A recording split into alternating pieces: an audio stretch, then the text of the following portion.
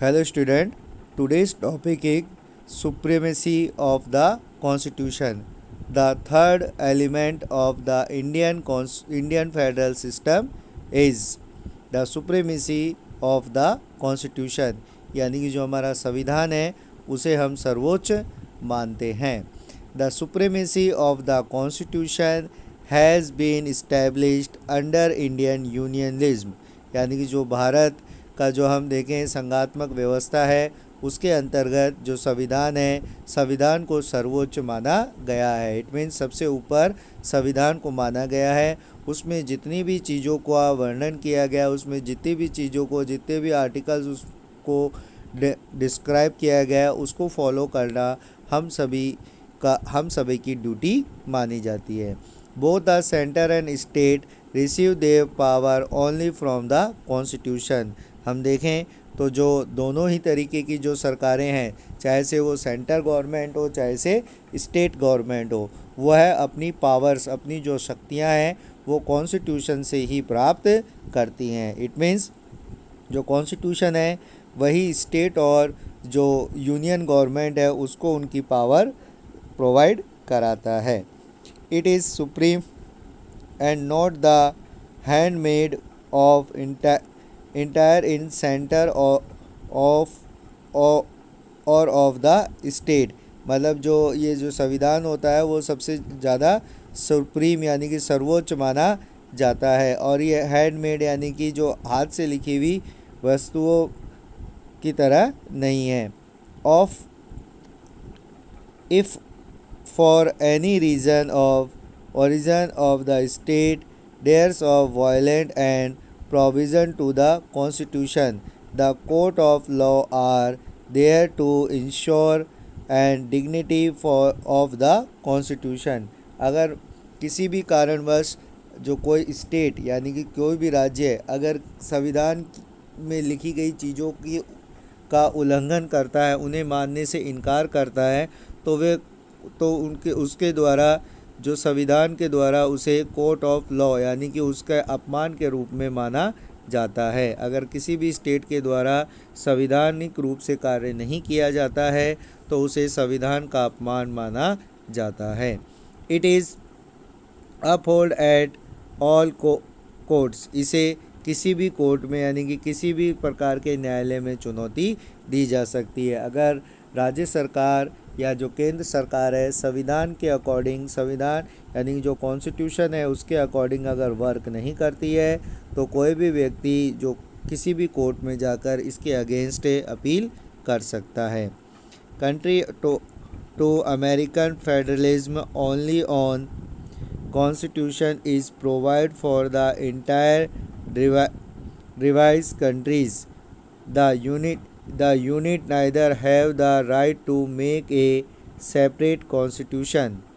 जो हम देखते हैं कि जो अमेरिका है, अमेरिका का जो फेडरलिज्म है, अमेरिका में जो संघात्मक व्यवस्था है उसमें दो तरीके के जो कॉन्स्टिट्यूशन यानी संविधान हमें देखने को मिलते हैं. एक तो यूएसए जो इंटायर कंट्री है उसका कॉन्स्टिट्यूशन अलग है, और जो स्टेट होते हैं उनका कॉन्स्टिट्यूशन अलग होता है. बट इंडिया में इस तरीके का नहीं है. इंडिया में जो यूनिट्स हैं यानी कि जो राज्य हैं उनका अपना संविधान नहीं है. इंडिया में एक ही कॉन्स्टिट्यूशन है, उसे ही सुप्रीम माना जाता है. तो हमने देखा कि जो थर्ड जो बेसिक एलिमेंट है इंडियन फेडरल सिस्टम का वो है सुप्रीमेसी ऑफ द कॉन्स्टिट्यूशन, यानी कि जो संविधान है वो सबसे सर्वोच्च इसमें माना जाता है. भारत में जो संविधान के अनुसार ही स्टेट और जो यूनियन गवर्नमेंट है वो अपना वर्क करती है. अगर कोई गवर्नमेंट संविधान यानी कि जो कॉन्स्टिट्यूशन है उसके अगेंस्ट जाती है तो उसे कोर्ट के द्वारा पनिश किया जा सकता है. अमेरिकन फेडरलिज्म में देखें तो वहाँ पर डुअल कॉन्स्टिट्यूशन का प्रोविज़न है. वन कॉन्स्टिट्यूशन यूनियन कॉन्स्टिट्यूशन होता है, और सेकेंड जो स्टेट होते हैं उनका अपना सेल्फ कॉन्स्टिट्यूशन भी होता है. बट इंडिया में ओनली वन कॉन्स्टिट्यूशन है, उसी को यूनियन गवर्नमेंट और जो स्टेट गवर्नमेंट है दोनों फॉलो करती हैं. The fourth basic element of Indian federal system is single citizenship, यानी कि एकल नागरिकता। Country of traditional federal arrangement, Indian citizenship is governed by the Constitution of India. The provides single citizenship for the entire country. These were provided keeping in view the parliamentary structure of the Indian society and also to prevent disproportionate tendency of future। यानी कि भारत में हम देखें तो एकल नागरिकता को अपनाया गया है। अगर हम और जो ट्रेडिशनल फेडरल अरेंजमेंट को देखें, यानी कि जो परंपरागत संघात्मक व्यवस्था जिन देशों में लागू की जाती है उनमें डुअल सिटीजनशिप होती है, यानी कि दोहरी नागरिकता हमें देखने को मिलती है।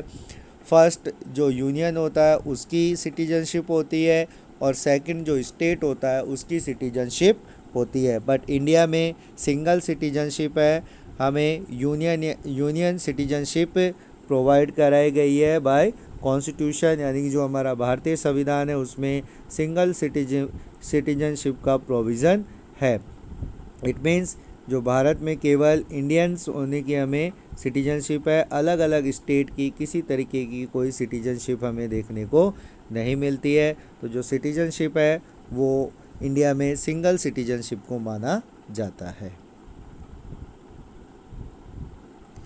The fifth element of the Indian federal system is provision of Rajya Sabha, council of state and central legislature, यानी कि जो हमारा सेंट्रल लेजिस्लेचर यानी कि जो केंद्रीय व्यवस्थापिका है उसमें जो राज्यसभा का जो प्रोविज़न, राज्यसभा का जो प्रस्ताव रखा गया है वो भी हमारे जो फेडरल सिस्टम है उसके एक एलिमेंट के रूप में हमें देखने को मिलता है। The Rajya Sabha is the upper house of the union parliament of India.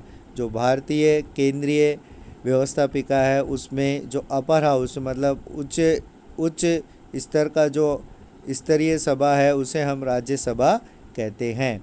The Rajya Sabha has A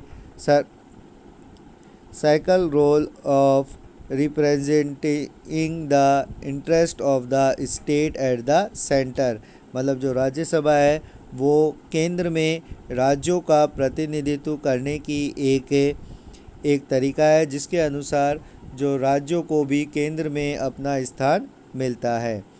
unlike the US senate and upper house of India, union parliament is not constituted of the basic of equal representation of the all state, मतलब जिस तरीके से जो US senate है यानी कि US यानी कि जो अमेरिका है, यूनाइटेड स्टेट ऑफ अमेरिका है, वहाँ की जो सीनेट है उससे उसी तरीके से जो इंडिया में भी जो अपर हाउस है, जो इंडिया का जो यूनियन पार्लियामेंट है यानी जो केंद्रीय व्यवस्थापिका है उसमें जो अपर हाउस है उस तरीके की जो पावर्स होती है वो इंडियन राज्यसभा यानी जो अपर हाउस है उसे नहीं दी जाती है। बट जो इसके अंदर हम देखते हैं कि जहाँ पर सीनेट जो है यूएसए में जो सीनेट है उसमें इक्वल रिप्रेजेंटेशन यानी कि जो सभी राज्य है उसको बराबर दर्जा दिया गया है, बट इंडिया में इस तरीके का हमें देखने को नहीं मिलता है।